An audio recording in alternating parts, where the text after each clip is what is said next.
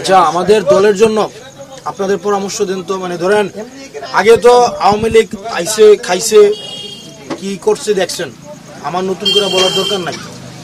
বিএনপিও রাজনীতি করতেছে, জামাত ইসলামও রাজনীতি করতেছে, আরো 8, 10, 15, 20টা দল বাংলাদেশে আছে রাজনীতি করতেছে না কাকু? ওই আসলাম কাকু কই রাজনীতি করতেছে না? ভোট তো দেন। আর আমরার কাছ থেকে আমাদের রাজনৈতিক দলটা কেমন হওয়া উচিত, আপনারা কি চান আমাদের এই এনসিপি থেকে? গাদ্দারি করা যাবে। গাদ্দারি করা যাবে না? গাদ্দারি বলতে কেমন গাদ্দারি?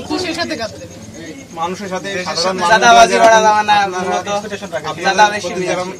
এক্সপেকটেশন রাখে, ওটা তো মনে করেন আপনারা যদি ফুলফিল না করতে পারেন ওটা তো হবে না। গাদ্দারি। আচ্ছা, ওই কি তোমার নাম কি? টাইম কি করতেছিল? চাঁদাবাজি করা যাবে না ভাই, বিশেষ করে চাঁদাবাজিটা বেশি মেহেরপুর জেলাতে। বাংলাদেশে চাঁদাবাজি, এনসিপি চাঁদাবাজি করতেছে না? না, এনসিপির কথা বলছি না, মানে চাঁদাবাজি করা যাবে না। ছিল চাঁদাবাজি ছিল, রাজাকার ছিল, তারা তো সবকিছুই ছিল, খুনি ছিল, মানে এই দলটার মতো যত্ন হয় এইটাই চাচ্ছি ভাই। আমাদের থেকে কি প্রত্যাশা করেন আপনারা বলেন? প্রত্যাশা এটাই, যেহেতু 71-এর পরে দেশ 54 বছর স্বাধীন হওয়ার পরে মানে পাকিস্তানের বিরুদ্ধে যে আমাদের একটা বৈষম্য ছিল, পূর্ব পাকিস্তান পশ্চিম পাকিস্তান, 71-এর পরে কিন্তু তার থেকে বৈষম্য বাংলাদেশে বেশি হয়েছে, কোনো অংশে কম হয়নি। এই জন্য এই জায়গাটা থেকে আমরা চাই যে এনসিপি বেরিয়ে আসবে, মানে এইটাকে পরিষ্কার করে দেবে, মানে এনসিপি কারোর সাথে বৈষম্য করবে না। হ্যাঁ, প্রত্যেকটা ক্ষেত্রে মানুষের মানুষের প্রত্যেকটা তার মত প্রকাশের বাকশক্তি সবকিছু সে ফিরে পাবে। যেমনটি স্বৈরাচার সরকার যেমন এই দেশটাকে 17 বছর মানুষের বাকশক্তি থেকে শুরু করে এমন কোনো সেক্টর নেই যে সেক্টরে মানুষ গিয়ে মানে তার ন্যায্য জিনিসটা পাবে, এরকম কোনো অপশন রেখে যায় না। এই জন্য এই জায়গা থেকে আমাদের এই দেশটাকে যদি বাঁচাতে হয়, এই দেশের প্রত্যেকটা মানুষের যদি তার ন্যায্য অধিকার ফিরে দিতে হয়, যদি আমরা যদি বলি যে মানুষের এই দেশের উন্নয়ন, যে উন্নয়নের যে অর্থনৈতিক যে চাকাটা সেটা যদি ফিরে আনতে হয়, তাহলে দেশের প্রতি একটা ভালোবাসা এবং দেশের অর্থনৈতিক চাকা যদি ঘোরাতে হয়, তাহলে আমাদের দুর্নীতি থেকে বেরিয়ে আসতে হবে।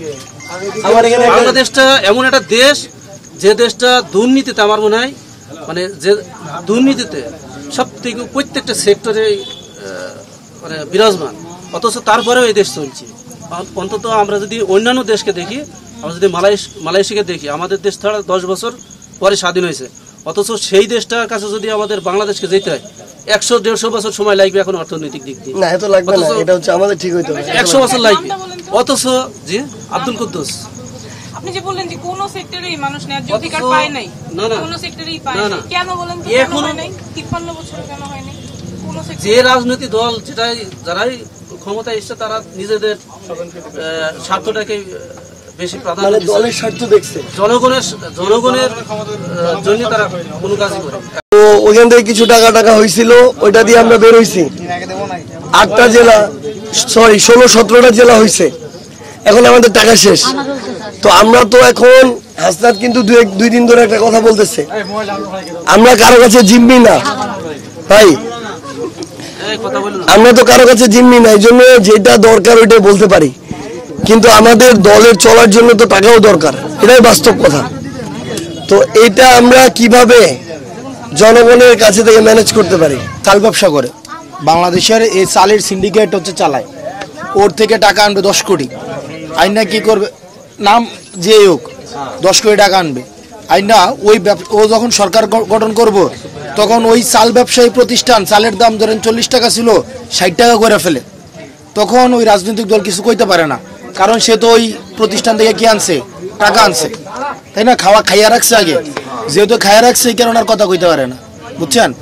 এখন আমরা সিদ্ধান্ত নিছি আমরা এরকম ব্যবসায়ী থেকে আমরা কি নিব না, টাকা নিব না, আমরা হচ্ছে কি জনগণ থেকে কি করব, টাকা নিব, যাতে করে জনগণ 5, 10, 20, 50, 100 টাকা করে দিবে, এবং আমরা ব্যবসায়ীদের কাছে আর মাথা নত করবো না, এদের নীতি নির্ধারণ করে না এগুলাতে আর আমরা মাথা নত করব না। এইটা নিয়ে আপনাদের কোনো পরামর্শ আছে কিনা? ব্যবসায়ীর টাকা দিয়ে জনগণের রাজনীতি হয় না, ঠিক ফাহিম? ব্যবসায়ী থেকে টাকা নিয়ে কি জনগণের রাজনীতি করা যাবে? যাবে না। এখন এই জনগণের টাকায় জনগণের রাজনীতি, এক্ষেত্রে আপনারা সবাই আমাদেরকে হেল্প করবেন, সাহায্য করবেন, বুঝছেন? যাতে করে আমরা জনগণের জন্য কাজ করতে পারি, যাতে করে আর কোনো রাজনৈতিক দল ব্যবসায়ীর কাছে নিজেকে বিক্রি করে না দেয়, যাতে করে নীতি নির্ধারণের ক্ষেত্রে ব্যবসায়ীদেরকে সুযোগ না দেয়, জনগণের সুযোগটা যেন কি রাখে, মাথায় রাখে। মনে থাকবে ভাই আপনাদের? ঠিক আছে, আপনাদের উদ্দেশ্যে সেটা হলো কি, হাসিনা কিন্তু বিশাল এক দানব ছিল, তাকে নিয়ে কারো কথা বলার, মানে সবাইকে নিয়ে কথা বলেন, হাসিনাকে নিয়ে কথা বলা যাবে না। তো যেদিন এই ভয়টা ভাঙছে যে হাসিনাকে নিয়েও কথা বলা যাবে, ওই দিন মানুষ রাস্তায় নামছে এবং হাসিনা কিন্তু দেশ ছেড়ে পালাইছে। সো আগামীতে কোনো ব্যক্তি, দল কিংবা কোনো প্রতিষ্ঠানের বিরুদ্ধে আমাদের মনে যেন ভয় না থাকে যে আমি যদি কিছু বলি, ও যতই অন্যায় করুক না কেন, আমি যদি কিছু বলি আমার কি না কি হয়ে যায়, আমাকে রাখে না না রাখে। যেদিন আমাদের ভয়টা ভাঙবে ওই দিন আমাদের জয় সম্ভব। সো আমরা যে এত স্বপ্ন দেখতেছি দেশকে নিয়ে, এটা যদি আমরা বাস্তবায়ন করতে চাই তাহলে জাস্ট একটাই কথা, ভয় ভাঙলে জয়। ভয়টা আমাদের ভাঙতে হবে, সে যেই হোক না কেন।